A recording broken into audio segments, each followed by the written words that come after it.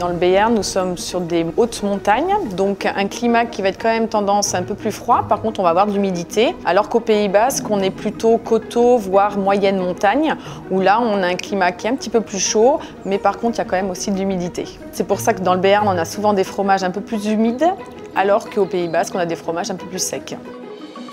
Les races locales sont la manège tête rousse, la manège tête noire, ainsi que la basco-béarnaise. Si vous êtes dans les coteaux du Pays Basque, c'est-à-dire que vous êtes entre la montagne et la plaine, nos brebis ne transhument pas, elles sont toute l'année sur exploitation et elles vont dans les packages dès que possible, dès qu'il y a de l'herbe, quasiment toute l'année. Le territoire du Béarn, c'est très bien adapté à la race basco-béarnaise. C'est un climat humide, des pentes abruptes. C'est de très bonnes marcheuses pour la montagne et aussi une bonne laitière.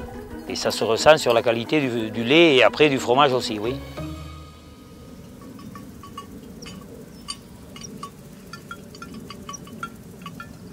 La brebis a un cycle de lactation, elle ne produit pas de lait tout au long de l'année, donc on essaye de respecter au maximum cette période de lactation.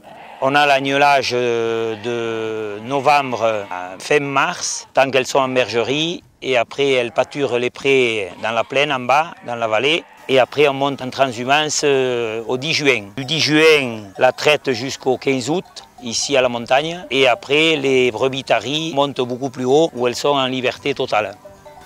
On élève les agneaux sous la mer pendant 3 semaines à 1 mois. Et après on commence la traite. La traite se déroule de décembre à août, matin et soir, à heure régulière. Dans le cas où c'est une production fermière, une fois qu'on a fait la traite du lait, le producteur va directement fabriquer son fromage. Dans le cas où c'est une production laitière, l'éleveur va récolter son lait et ensuite ce lait va être amené dans une fromagerie où on aura différents types de lait d'éleveurs différents.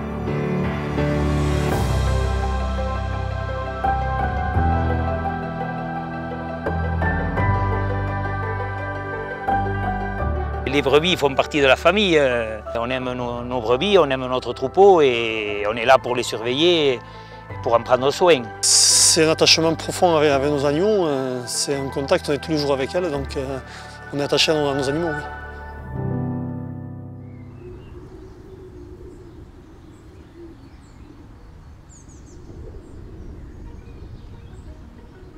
La première étape de fabrication, c'est la transformation du lait qui est liquide en un lait solide. Ça s'appelle le caillage. Dans un premier temps, nous mettons des ferments lactiques et ensuite on ajoute de la présure. Cette présure, c'est une enzyme qui va permettre de coaguler le lait. L'étape suivante est le décaillage ou le découpage, c'est-à-dire que le lait qui est solide, on va le découper en grains de caillé afin de séparer les grains de caillé du petit lait. L'étape suivante est le brassage qui permet que les grains de caillé ne s'agglomèrent pas entre eux. En même temps, on procède à un chauffage à peu près à 38 degrés.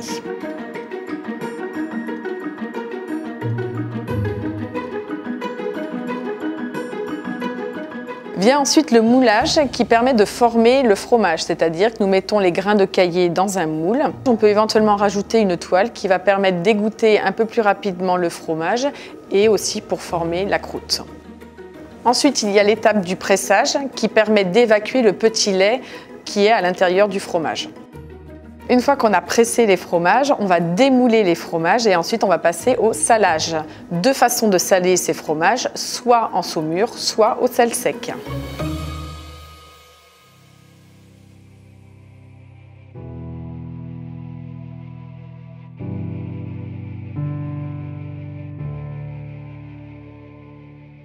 L'affinage est une étape très importante qui va permettre de donner de la pâte et du goût au fromage.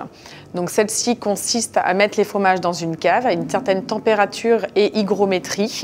Les fromages sont retournés de façon régulière, à peu près toutes les semaines. Ensuite, on va leur apporter des soins, c'est-à-dire qu'on va frotter les fromages avec de l'eau et du sel afin de former la croûte. Et suivant si nous sommes au Pays Basque ou dans le Béarn, les soins vont un petit peu être modifiés. Dans le Béarn, on va continuer de laver les fromages avec de l'eau et du sel afin d'apporter de l'humidité, alors qu'au Pays Basque, on va stopper cet ajout d'eau et de sel et on va plutôt les brosser, où là on va avoir une croûte un petit peu plus sèche.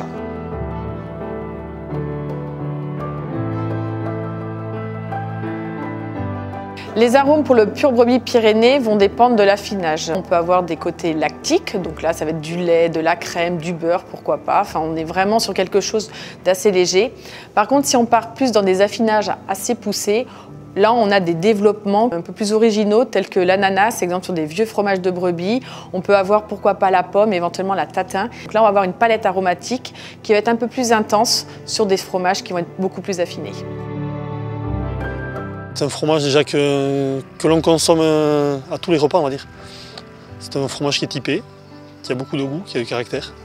Vous allez dire que je suis peut-être chauvin, mais je pense que c'est le meilleur. Il ressemble un petit peu au terroir et au territoire et à nos animaux. Quand vous le mangez, il raconte tout.